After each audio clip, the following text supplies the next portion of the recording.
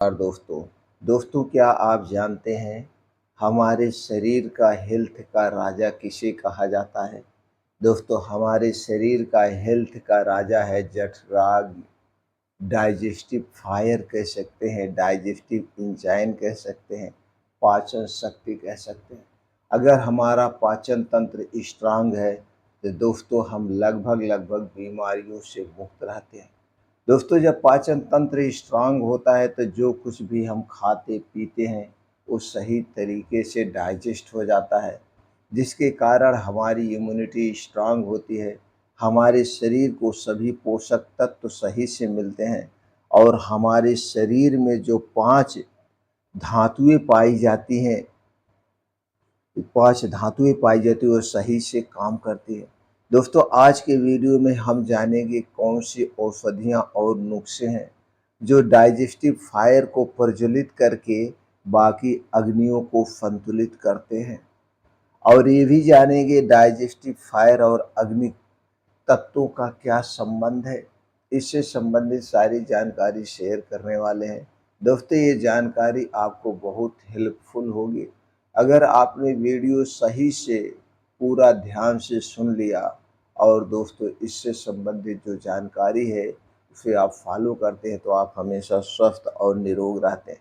तो चलिए दोस्तों पहले हम जान लेते हैं डाइजेस्टिव एंजाइम, जिसे जठराग्नि कहा जाता है, और इसका अग्नि तत्व से क्या संबंध है। दोस्तों आयुर्वेद में 3 लेवल की अग्नियां बताई गई हैं।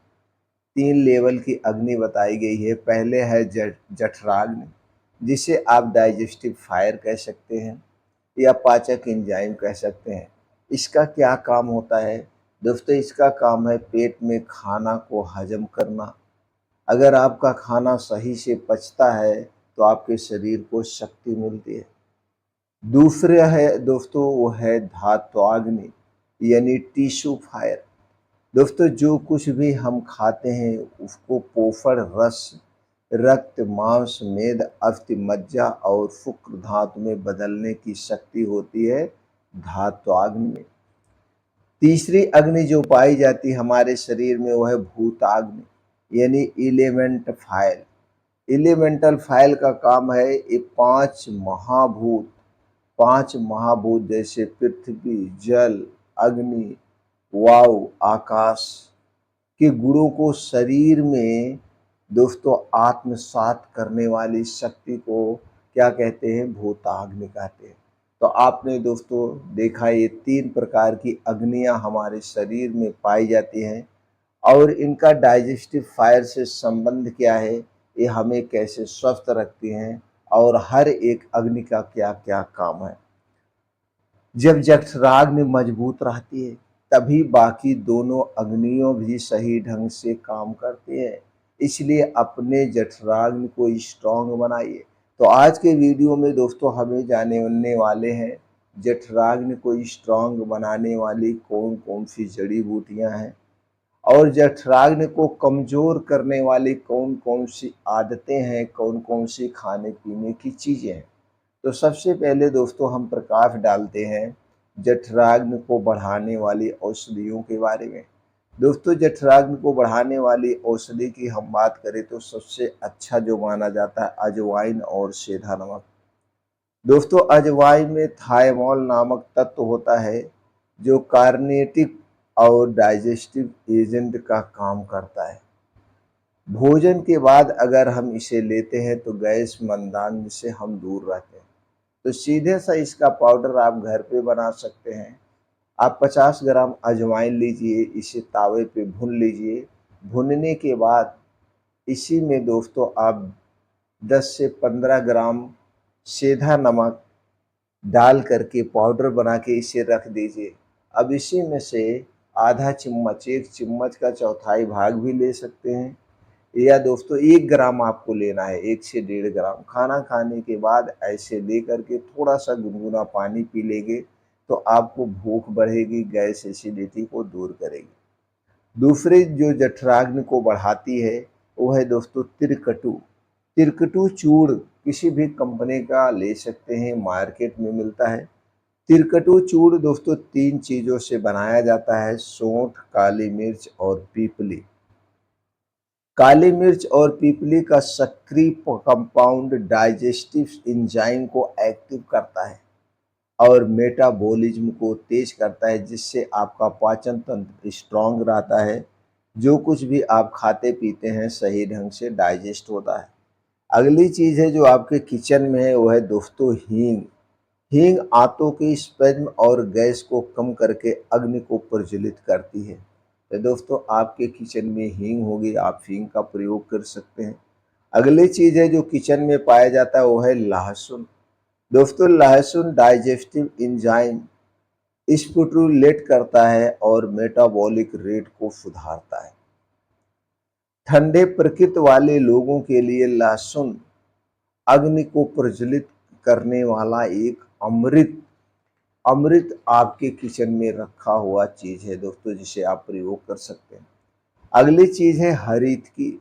दोस्तों हरीत की न सिर्फ पाचन सुधारती है बल्कि धात्वाग्नि को भी संतुलित करती है। कब्ज, मंदाग्नि और भूख न लगने में बहुत ही असरदार है। अब दोस्तों कुछ और चीज़ों पे हम प्रकाश डाल देते हैं।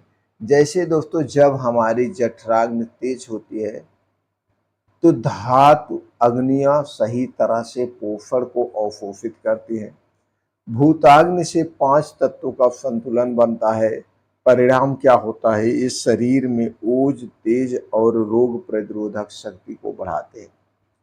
इसलिए अन्य अग्नियों को भी सही से काम करना बहुत जरूरी है, क्योंकि ये तीनों अग्नियां एक दूसरे से जुड़ी हुई है।